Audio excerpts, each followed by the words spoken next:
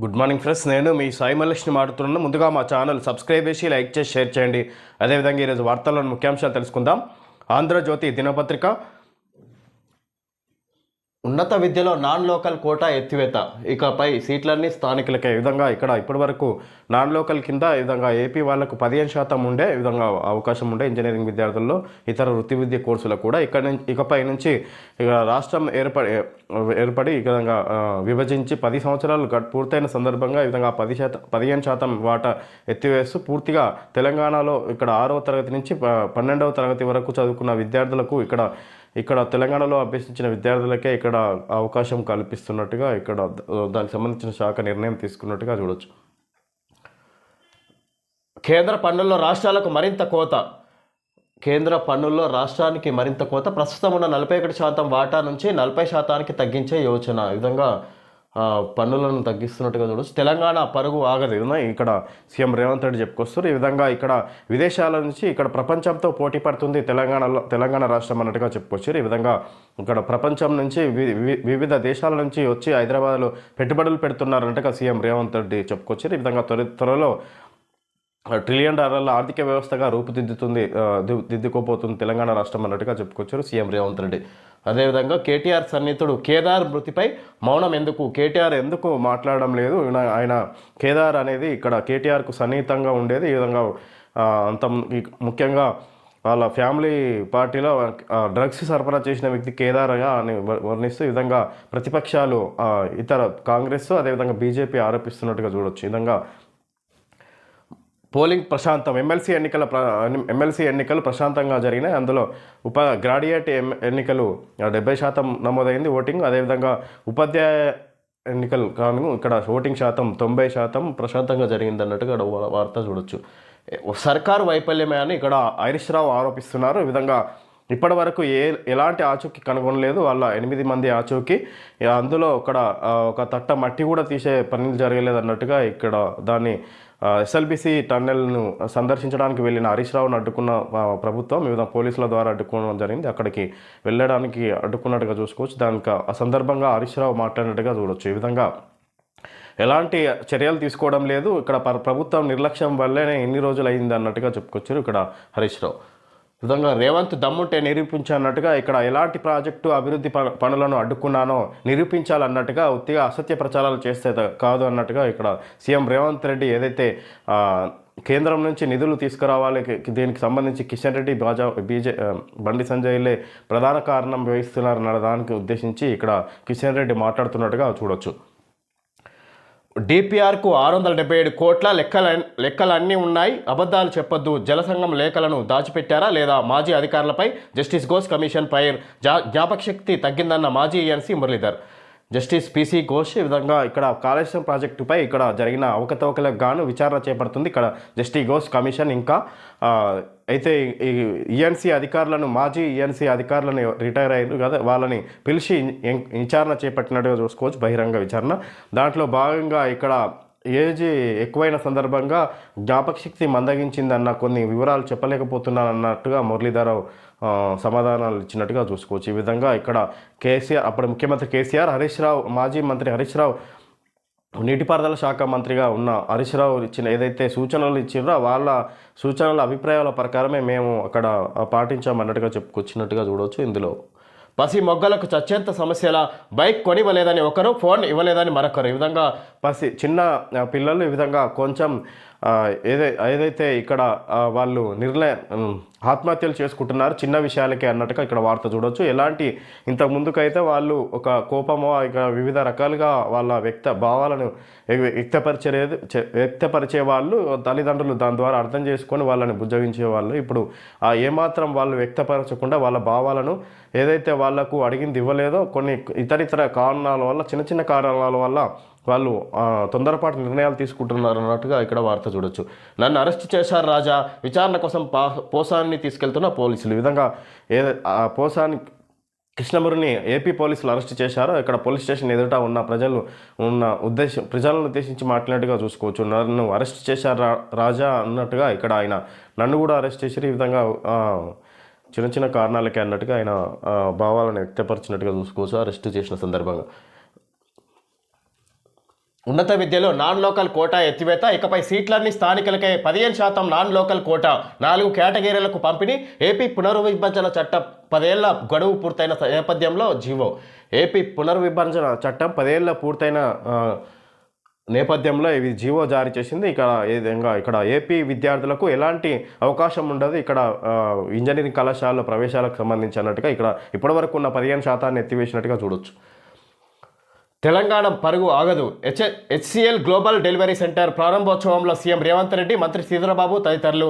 రాష్ట్రం క్రేజ్ పెట్టుబడులతో తెలిసొచ్చింది, అనుమానించిన వాళ్లే అభినందిస్తున్నారు. రాష్ట్ర అభివృద్ధిని ప్రపంచమే అంగీకరించింది. హెచ్సిఎల్ కొత్త క్యాంపస్ ప్రారంభంలో సీఎం. గోల్ఫ్ కోర్స్ విల్లా భూముల వివాదాన్ని సామరస్యంగా పరిష్కరించుకుందాం. సీఎంను కలిసిన ఎంఆర్ వ్యవస్థాపకుడు. గత అధికారుల కమిటీకి అదనంగా న్యాయ నిపుణుల కమిటీ ఏర్పాటు చేయాలన్న సీఎం. వైఎస్ హయాంలో ఎంఆర్ భూ కేటాయింపులు ప్రస్తుతం విలువ 40,000 కోట్ల పైనే.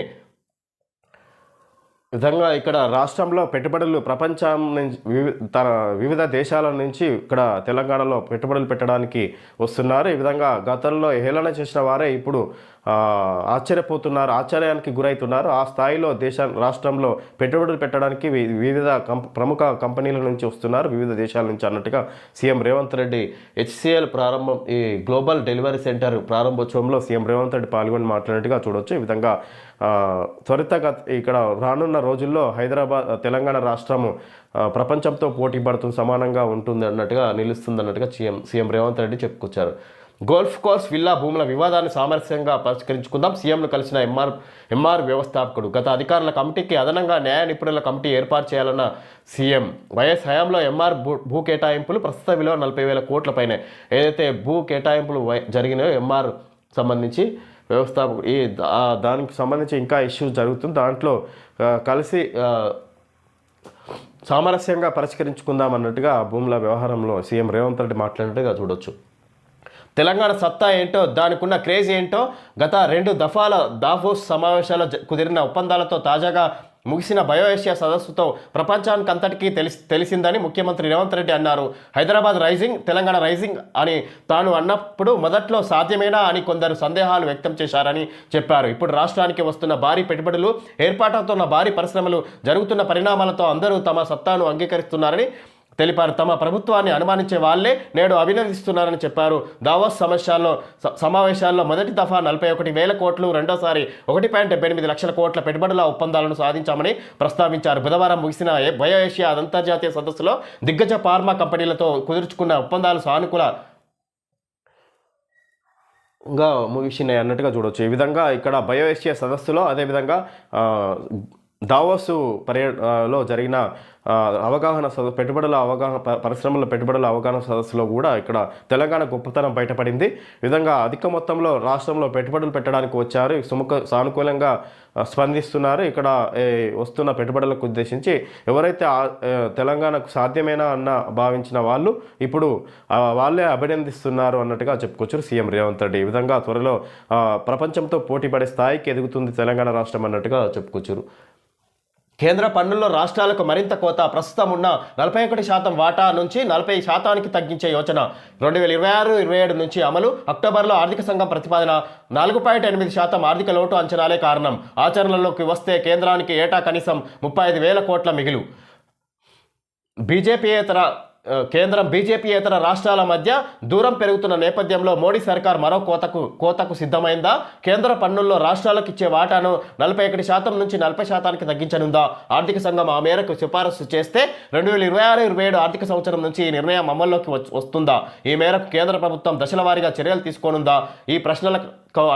ఈ ప్రశ్నలకు అవునాన్ని చెబుతూ రాయిటర్స్ వార్తా సంస్థ ఓ సంచలన కథనాన్ని ప్రచురించింది. 3 వేర్వేరు విశ్వసనీయ వర్గాలను ఉటంకిస్తూ కేంద్రం తీసుకోబోయే చర్యలను గురించి వివరించింది. తాజా బడ్జెట్ ప్రకారం ప్రస్తుత ఆర్థిక సంవత్సరంలో కేంద్ర ప్రభుత్వ ద్రవ్యలోటు జీడీపీలో 4.8%గా ఉంది. రాష్ట్రాల ద్రవ్యలోటు కేంద్ర జీడీపీలో 3.2%గా ఉంది. ఈ లోటును తగ్గించేందుకు పన్ను వాటాలో విధంగా ఇక్కడ కేంద్ర ప్రభుత్వం నుంచి వచ్చే ఏదైతే ఉందో పన్ను వాటా అనేది ఏదో తెలంగాణ రాష్ట్రానికి 41%గా ఉంటే దాన్ని తగ్గించి 40%గా నిర్ణయిస్తుంది అన్నట్టుగా ఇక్కడ కేంద్రం నుంచి ఆ వార్త ఒక పత్రిక ద్వారా సమాచారం అందుతున్నట్టుగా భావిస్తున్నట్టు చూడొచ్చు. ఆ విధంగా భావిస్తే రాష్ట్రానికి రావాల్సిన ఇన్కమ్ ఇంకా మరింత తగ్గే అవకాశం ఉన్నట్టుగా ఇక్కడ మనం భావించుకోవచ్చు. ఎస్ఎల్బిసి వద్ద సహాయక చర్యల పర్యవేక్షణలో మంత్రి ఉత్తమ్ కుమార్ రెడ్డి, అరవింద్ కుమార్ అధికారులు యాడిట్ పెట్టండి, ఎంత ఖర్చైనా భరిస్తాం, సొరంగం నుంచి బయటికెళ్లే ద్వారం ఏర్పాటు చేయండి, అధికారులకు ఉత్తమ్ సూచన, 14 కిలోమీటర్ల వద్ద ఏర్పాటు, అరవింద్ కుమార్ ప్రతిపాదన, బురద తొలగింపు షురు, లోకో ట్రైన్ కంటైనర్లతో సొరంగం నుంచి బయటకు, ప్లాస్మా గ్యాస్ కట్టర్ల సాయంతో ఐరన్ వ్యర్థాలు టీబీఎం కటింగ్, టన్నెల్ మధ్యలో ద్వారం 30 ఏళ్ల క్రితమే కేంద్రం ఓకే, పర్యావరణ అటవీ శాఖ ఇచ్చిన అనుమతి తాజాగా వెలుగులోకి. ఈ విధంగా ఇక్కడ యాడిట్ పెట్టండి, ఎంత ఖర్చైనా భరిస్తామన్నట్టుగా అక్కడ టన్నల్ నుంచి బయటకు వచ్చే ద్వారాన్ని ఏర్పాటు చేయండి అన్నట్టుగా మంత్రి ఉత్తమ్ కుమార్ రెడ్డి మాట్లాడుకొస్తున్నారు. ఈ విధంగా టన్నెల్కు సంబంధించి సహాయక చర్యలు ముమ్మరం చేయాలి, ఎంత ఖర్చైనా భరిస్తాం. ఈ విధంగా దానికి సంబంధించిన మరమ్మతులు గతంలోనే ఓకే అయినా ఇప్పటికి చేపట్టలేదు. ఇప్పుడు పూర్తి స్థాయిలో దానికి సంబంధించిన మరమ్మతులు ఏదైతే కావాల్సినాయో అమర్చి దాన్ని సరైన విధానంలో తీర్చిదిద్దుతామన్నట్టుగా ఉత్తమ్ కుమార్ రెడ్డి మాట్లాడినట్టుగా చూడొచ్చు. అదేవిధంగా ఇక్కడ 8 మందిని కాపాడే ప్రయత్నం ఇక్కడ అన్ని విధాలుగా చేస్తున్నామన్నట్టుగా కూడా చెప్పుకొచ్చారు మంత్రి. శ్రీశైలం ఎడమగట్టు కాలువ ఎస్ఎల్బిసి సొరంగం ఇన్లెట్ దోమలపేట నుంచి 14 కిలోమీటర్ల వద్ద యాడిట్ సొరంగం నుంచి బయటికి వెళ్లే ద్వారం పెట్టడానికి చర్యలు తీసుకోవాలని నీటిపారుదల శాఖ మంత్రి ఉత్తమ్ కుమార్ రెడ్డి అధికారులకు చెప్పారు. అందుకు ఎంత ఖర్చైనా భరించడానికి సిద్ధంగా ఉన్నట్టు తెలిపారు. గురువారం సహాయక చర్యలు పరిశీలించడానికి వెళ్లిన ఆయన దోమలపేటలో అధికారులతో సమీక్ష చేశారు. నేషనల్ జియో ఫిజికల్ రీసెర్చ్ ఇన్స్టిట్యూట్తో పాటు వివిధ సంస్థలు ఇందులో పాల్గొంటున్నాయి. ఈ విధంగా 8 మందిని రక్షించడానికి ఆచూకీ తెలుసుకోవడానికి గాను ఈ విధంగా ఎన్డీఆర్ఎఫ్, ఎస్డీఆర్ఎఫ్ బృందాలు, ఇంకా మైనర్స్, ర్యాట్ హోల్స్ మైనర్స్, ఈ విధంగా వీళ్ళందరూ అన్ని రకాల ప్రయత్నాలు చేస్తున్నారు అన్నట్టుగా చూసుకోవచ్చు. ఈ విధంగా టన్నెల్ గురించి ఆయన పరిశీలించిన సందర్భంగా మరోసారి ఇక్కడ దోమలపేటలో టన్నెల్ను పరిశీలించడానికి వెళ్ళిన సందర్భంగా వివిధ అంశాలన్నీ మాట్లాడి చూడొచ్చు మంత్రి. డ్రిల్లింగ్ బ్లాస్టింగ్ పద్ధతిలో సొరంగం, సర్కారుకు జేపీ అసోసియేట్స్ ప్రత్యామ్నాయ ప్రణాళిక, 13.5 కిలోమీటర్ల నుంచి పక్కకు జరిగి 20వ కిలోమీటర్ వద్ద లింకు, ఈ పద్ధతిలో తవ్వితే త్వరగా పూర్తి చేయొచ్చని అంచనా, ఎన్జీఆర్ఐ ఎన్ఆర్ఎస్ఏ సూచనలతో ఎస్ఎల్బిసి పూర్తికి ప్రత్యామ్నాయ మార్గం. ఈ విధంగా ఇక్కడ ఎన్జీఆర్ఐ ఎన్ఆర్ఎస్ఏ సూచనలతో ఎస్ఎల్బిసి పూర్తికి ప్రత్యామ్నాయ మార్గం. ఈ విధంగా ఇక్కడ ప్రత్యామ్నాయ మార్గాల ద్వారా ఏ విధంగా పూర్తి చేయాలి పనులను అన్నట్టుగా ఇక్కడ కనుక్కుంటున్నట్టుగా చూడొచ్చు. ఈ విధంగా బ్లాస్టింగ్ డ్రిల్లింగ్ పద్ధతిలో సొరంగం, సర్కారుకు జేపీ అసోసియేట్స్ ప్రత్యామ్నాయ ప్రణాళిక, 13.5 కిలోమీటర్ల నుంచి పక్కకు జరిగి 20వ కిలోమీటర్ వద్ద లింక్ ఉంటుంది అని ఇక్కడ ఒక సర్కారుకు జేపీ అసోసియేట్స్ ప్రత్యామ్నాయ ప్రణాళిక ప్రత్యామ్నాయంగా ఇంకా ఎలాంటి చర్యలు తీసుకోవాలన్నట్టుగా ఇక్కడ వాళ్ళు తెలియజేస్తున్నట్టు చూడొచ్చు. నల్గొండ జిల్లా కేంద్రంలో ఓ పోలింగ్ కేంద్రాల్లో క్యూలో ఉపాధ్యాయులు, పోలింగ్ ప్రశాంతం. ఉపాధ్యాయ ఎమ్మెల్సీ స్థానాల్లో ఓటేసేందుకు పోటెత్తిన టీచర్లు. నల్గొండలో 93.5, కరీంనగర్లో 91.9% నమోదు. పట్టభద్రుల స్థానంలో 70.42%. గోదాములకు బ్యాలెట్ బాక్సుల తరలింపు, 3వ కౌంటింగ్ నిర్వహణకు విస్తృత ఏర్పాట్లు. ఒకటి పక్కా, రెండింట్లో గట్టి పోటీ. ఎమ్మెల్సీ ఎన్నికలపై కమల నాదంలో చర్చ. ఏపీ ఎమ్మెల్సీ ఎన్నికల్లో భారీ పోలింగ్, పెద్ద ఎత్తున పాల్గొన్న టీచర్లు, పట్టభద్రులు. రాష్ట్రంలో 2 టీచర్ ఎమ్మెల్సీ స్థానాలు, 1 పట్టభద్రుల ఎమ్మెల్సీ స్థానానికి గురువారం నిర్వహించిన పోలింగ్ ప్రశాంతంగా ముగిసింది. పోలింగ్ సందర్భంగా ఎలాంటి అవాంఛనీయ సంఘటనలు జరగకుండా పోలీసులు భారీ బందోబస్తు ఏర్పాటు చేశారు. ఉదయం 8 గంటలకు ప్రారంభమైన పోలింగ్ పట్టణ ప్రాంతాల్లో సాయంత్రం 4 గంటల దాకా కొన్ని ప్రాంతాల్లో పెంచినట్టు. ఈ విధంగా ఎమ్మెల్సీ ఎన్నికలు ప్రశాంతంగా జరిగినాయి 2 రాష్ట్రాల్లో అన్నట్టుగా చూడవచ్చు. ఈ విధంగా 1 గ్రాడ్యుయేట్, 2 ఉపాధ్యాయ ఎమ్మెల్సీ ఎన్నికలు గాను ఇక్కడ ఎన్నికలు ప్రశాంతంగా జరిగినట్టు చూడవచ్చు. అదేవిధంగా ఇక్కడ ఫలితాల విడుదల మార్చి 3 తారీఖు వచ్చే కౌంటింగ్ ఏర్పాటు చేసే అవకాశం ఉన్నట్టుగా చూడవచ్చు. కేటీఆర్ సన్నిహితుడు కేదార్ మృతిపై మౌనం ఎందుకు, విచారణ ఎందుకు కోరట్లేదు? ఎమ్మెల్సీ కవితను ప్రశ్నించిన కాంగ్రెస్ ఎంపీ చామల. కేదార్తో అంటగాగిన వ్యక్తులెవరో కేంద్ర రాష్ట్ర దర్యాప్తు సంస్థలు తేల్చాలి. ఎన్ఎం ప్రభాకర్. ఆ మరణాలను బీఆర్ఎస్కు అంటగట్టడం ఏంటి? రాజలింగమూర్తి, సంజీవరెడ్డి, కేదార్ మరణాలపై సీఎం వ్యాఖ్యలకు కవిత స్పందన. పాలన చేతగాకే మరణాలపై రాజకీయం కేటీఆర్. ఈ విధంగా ఇక్కడ ఎంపీ చామల కిరణ్ కుమార్ రెడ్డి అడుగుతున్నాడు, ఇక్కడ కవితను ఆరోపిస్తున్నట్టుగా చూడొచ్చు. ఈ విధంగా కేటీఆర్కు సన్నిహితుడైన కేదార్ మృతిపై ఎందుకు మౌనం వహిస్తున్నారు, ఎందుకు సిబిఐ ఎంక్వైరీ విచారణ చేపట్టండి అని అడగడం లేదు అన్నట్టుగా ఇక్కడ చామలే కిరణ్ కుమార్ రెడ్డి ఎంపీ ఆరోపిస్తున్నట్టుగా చూడవచ్చు బీఆర్ఎస్ వ్యక్తులను గురించి. ఈ విధంగా మాపై మరణాలను ఉద్దేశించి బీఆర్ఎస్కు అంటగట్టడం ఏంటి అన్నట్టుగా కవిత కూడా ఆరోపిస్తుంది. అదేవిధంగా కేటీఆర్ కూడా అది పాలన చేతగాక మరణాలపై మాపై తప్పుడు రాజకీయం చేస్తున్నారు అన్నట్టుగా కేటీఆర్ మాట్లాడుతున్నారు. కేటీఆర్కు అత్యంత సన్నిహితుడైన కేదార్ మృతిపై మౌనం ఎందుకని బీఆర్ఎస్ ఎమ్మెల్సీ కవితను కాంగ్రెస్ ఎంపీ చామల కిరణ్ కుమార్ రెడ్డి ప్రశ్నించారు. ప్రతి చిన్న విషయానికి స్పందించే కేటీఆర్, కవిత, బీఆర్ఎస్ పరివారం కేదార్ మృతిపై మాత్రం మౌనంగా ఉంటుందని, దీనిపై విచారణ ఎందుకు కోరడం లేదని గురువారం ఓ ప్రకటనలో నిలదీశారు. ఇది పలు సందేహాలకు తావిస్తుందన్నారు. బీఆర్ఎస్ నేతలు 10 ఏళ్ల పాటు తెలంగాణలో వేల కోట్లు దండుకొని విదేశాల్లో పెట్టుబడులు పెట్టారన్న సంగతి ప్రజలకు తెలిసిపోయిందని వ్యాఖ్యానించారు. కాంగ్రెస్, బీజేపీ ఒక జట్టు. ఈ విధంగా ఇక్కడ 10 ఏళ్ళు గతంలో బీఆర్ఎస్ అధికారంలో ఉండి ఈ విధంగా తెలంగాణలో ఉన్న నిధులను కోట్ల రూపాయల నిధులను దోచుకొని ఈ విధంగా విదేశాల్లో పెట్టుబడులు పెట్టారు అన్నట్టుగా ఇక్కడ చామల కిరణ్ కుమార్ రెడ్డి బీఆర్ఎస్ వ్యక్తులను ఉద్దేశించి మాట్లాడినట్టుగా చూడవచ్చు. ఈ విధంగా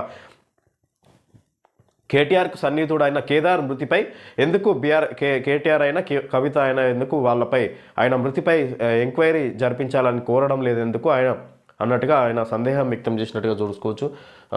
కేదార్ మృతికి సంబంధించి ఎస్ఎల్బీసీ టన్నెల్ వద్ద మీడియాతో హరీష్ రావు, జగదీష్ రెడ్డి, నిరంజన్ రెడ్డి సర్కారు వైఫల్యమే, టన్నెల్లో నామమాత్రంగా చర్యలు, 6 రోజుల్లో తట్టెడు మట్టి తీయలేదు, సీఎంకు వచ్చి చూసే సమయం లేదా, రాష్ట్ర ప్రభుత్వంపై హరీష్ ధ్వజం, టన్నెల్లోనికి అనుమతించినందుకు రోడ్డుపైనే శ్రేణులతో బైఠాయింపు, ఎస్ఎల్బీసీ జాప్యానికి వారే కారణం, ఇరిగేషన్ను నాశనం చేసిందే కేసీఆరే, ఇరిగేషన్ను నాశనం చేసిందే కేసీఆరే, మంత్రి ఉత్తమ్ కుమార్ రెడ్డి విమర్శ, హరీష్ వన్నీ అబద్ధాలు, జూపల్లి కృష్ణారావు. ఈ విధంగా సర్కారు వైఫల్యమే. ఈ విధంగా 6 రోజులు గడుస్తున్నా కూడా వాళ్ళ ఆచూకీ తెలుసుకోలేదన్నట్టుగా ఎస్ఎల్బీసీ టన్నెల్లో జరిగిన ప్రమాదాన్ని సందర్శించడానికి వెళ్ళిన హరీష్ రావును అడ్డుకున్నందుకు గాను ఇక్కడ రోడ్డుపై బైఠాయించి ఈ విధంగా మీడియా సమావేశంలో మాట్లాడినట్టుగా చూసుకోవచ్చు మాజీ మంత్రి హరీష్ రావు.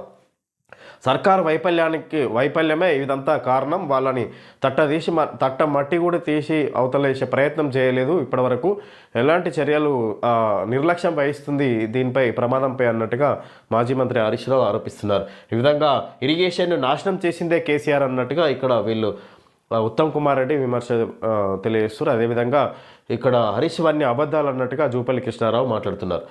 ఎస్ఎల్బీసీ సొరంగంలో ప్రమాదం జరిగి 6 రోజులు గడుస్తున్నా లోపల చిక్కుకున్న 8 మందిని కాపాడలేకపోవడంలో రాష్ట్ర ప్రభుత్వం వైఫల్యం స్పష్టంగా కనిపిస్తుందని మాజీ మంత్రి హరీష్ రావు విమర్శించారు. ముఖ్యమంత్రి రేవంత్ రెడ్డికి సంఘటనా స్థలాన్ని పరిశీలించే సమయం విధంగా ఇక్కడ ప్రభుత్వ నిర్లక్ష్యం వల్లనే ఇక్కడ వాళ్ళని 8 మందిని కాపాడలేకపోతుంది అన్నట్టుగా ఇక్కడ హరీష్ రావు ఆరోపిస్తున్నారు. అదేవిధంగా సీఎం రేవంత్ రెడ్డికి ఎస్ఎల్బీసీ ప్రమాద ఘటనను సందర్శించే సమయం కూడా లేదా అన్నట్టుగా ఇక్కడ సీఎం రేవంత్ రెడ్డి గురించి కూడా ఆయన మాట్లాడుతున్నట్టు చూడొచ్చు. రేవంత్ దమ్ముంటే నిరూపించు, నేను ఒక్క ప్రాజెక్టు అడ్డుకున్నట్టు తేలినా దేనికైనా రెడీ, మెట్రో ప్రాజెక్టు 2వ దశకు రాష్ట్రం వద్ద పైసలే లేవు, కావాలనే నన్ను కేంద్ర సర్కారును బద్నాం చేసే కుట్ర, మోడీ అనుమతితోనే హామీలిచ్చారా కిషన్ రెడ్డి.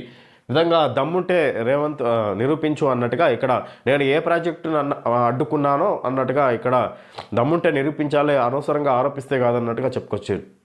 ఈ విధంగా రాష్ట్రంలో పైసలే లేవు, మెట్రో 2వ దశకు ఏ విధంగా చేపడతారన్నట్టుగా ఆయన ఆరోపిస్తున్నారు. ఈ విధంగా తప్పు రాష్ట్ర ప్రభుత్వాన్ని ఉంచుకొని మీ దగ్గర ఉంచుకొని మాపై ఆరోపణలు చేస్తే ఎలా ఉంటుంది అన్నట్టుగా చెప్పుకొచ్చారు.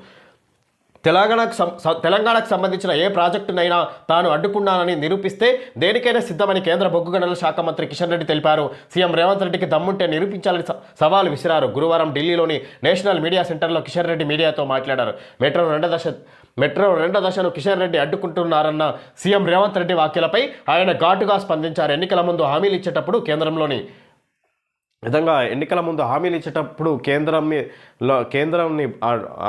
కేంద్ర ప్రభుత్వ హామీతోటే ఇచ్చారా అన్నట్టుగా వాళ్ళు చెప్పిన దాని ప్రకారమే మీరు హామీలు ఇచ్చారా అన్నట్టుగా ఏ ధైర్యంతో హామీలు ఇచ్చారన్నట్టుగా ఇక్కడ సీఎం రేవంత్ రెడ్డిని ఉద్దేశించి కిషన్ రెడ్డి మాట్లాడుకొస్తున్నారు. మెట్రో 2వ దశను అడ్డుకోవడానికి ఏ విధంగా అడ్డుకున్నారో నిరూపించాలన్నట్టుగా సీఎం రేవంత్ రెడ్డిని ఉద్దేశించి కిషన్ రెడ్డి మాట్లాడినట్టుగా చూడొచ్చు. నేటితో కులగణన రీసర్వే ముగింపు, ఇప్పటికీ వివరాల సేకరణ పూర్తిగా జరగలేదన్న బీసీ సంఘాలు. ఇంకా నేటితో కులగణన రీసర్వే ముగింపు. ఈ విధంగా ఇప్పటికీ ఇంకా కులగణన పూర్తి స్థాయిలో జరగలేదని బీసీ సంఘాలు ఆరోపిస్తున్నాయి. చంద్రుడిపైకి డ్రోన్, నీటి జాడల అన్వేషణకు అమెరికా కంపెనీ ప్రయోగం.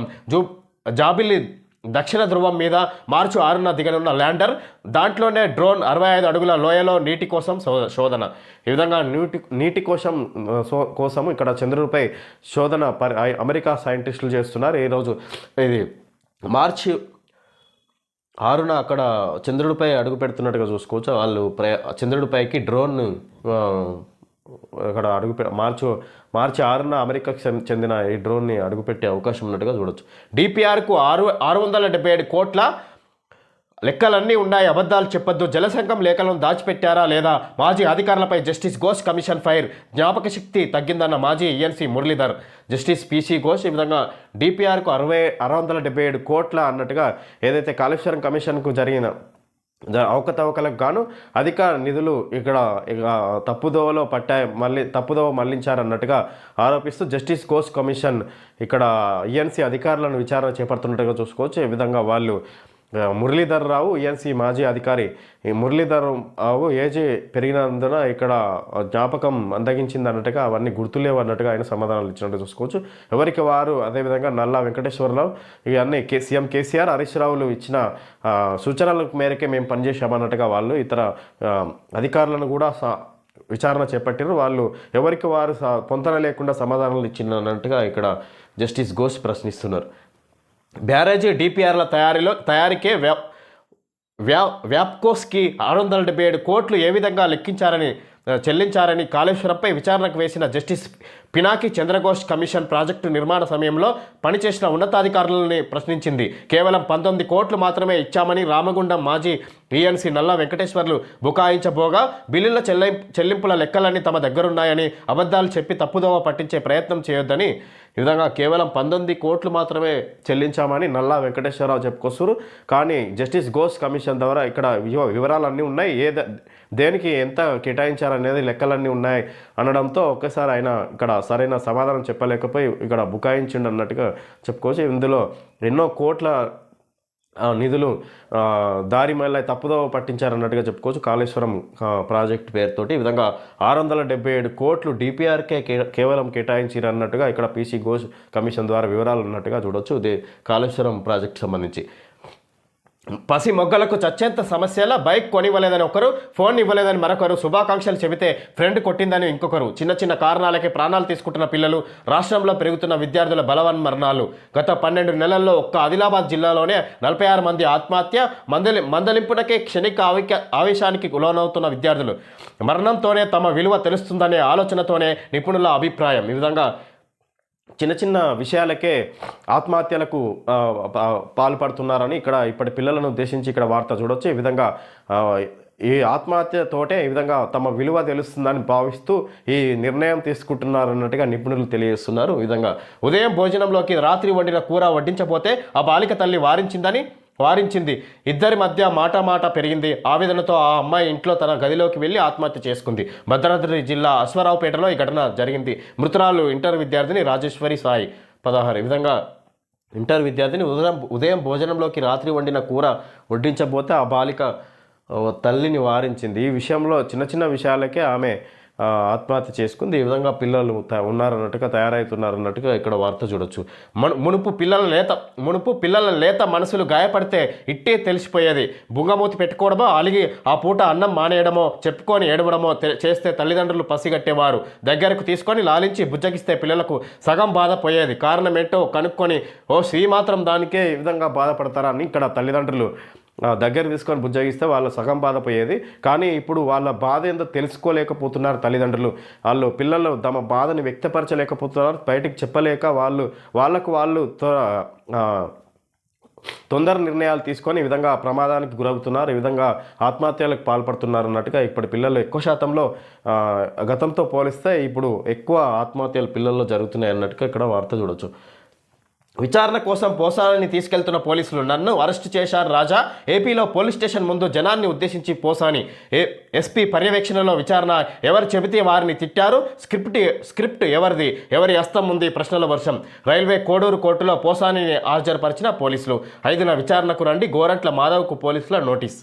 ఈ విధంగా ఇది స్క్రిప్ట్ ఎవరిది? ఎవరు తిట్టమని చెప్తే ఆ విధంగా మీరు తిట్టారు. పవన్ కళ్యాణ్ అదేవిధంగా చంద్రబాబు లోకేష్పై అసభ్య పదజాలంతో ఇంతకుముందుకు వైసీపీ అధికారంలో ఉన్నప్పుడు ఆయన వాడిన భాష అది. ఆ భాషను ఉద్దేశించి ఇప్పుడు చర్యలు తీసుకుంటున్నట్టుగా చూడొచ్చు ఈ విధంగా ఏపీ ప్రభుత్వం. ఈ విధంగా ఎవరి స్క్రిప్ట్ ఎవరు చెప్తే మీరు ఆ విధంగా మాట్లాడారు అన్నట్టుగా పోసాని కృష్ణమురళిని అరెస్ట్ చేసి ఇక్కడ ఎస్పీ ఆధ్వర్యంలో విచారణ చేపడుతున్నట్టుగా చూసుకోవచ్చు ఏపీ పోలీసులు. నన్ను అరెస్ట్ చేశారు రాజా. సినీ నటుడు పోసాని కృష్ణమురళి గురువారం ఉదయం ఏపీలోని అన్నమయ్య జిల్లా ఓబులవారిపల్లె పోలీస్ స్టేషన్లోకి వెళ్తూ బయట ఉన్న జనంతో అన్న మాటలు ఇవి. వైసీపీ హయాంలో అప్పటి ప్రతిపక్ష నాయకులు చంద్రబాబు, లోకేష్, పవన్ కళ్యాణ్ సహా అనేక మందిని అసభ్య పదజాలంతో దూషించిన వ్యవహారంలో పోసానిని బుధవారం రాత్రి అరెస్టు చేసి ఏపీకి తరలించుకుపోయారు. అక్కడ ఎస్పీ ఆధ్వర్యంలో విచారణ చేపడుతున్నట్టుగా చూసుకోవచ్చు పోసాని కృష్ణమురళిని. ఓకే ఫ్రెండ్స్, ఈరోజు వార్తల్లోని ముఖ్యాంశాలు తెలుసుకోవడం జరిగింది. Thank you friends.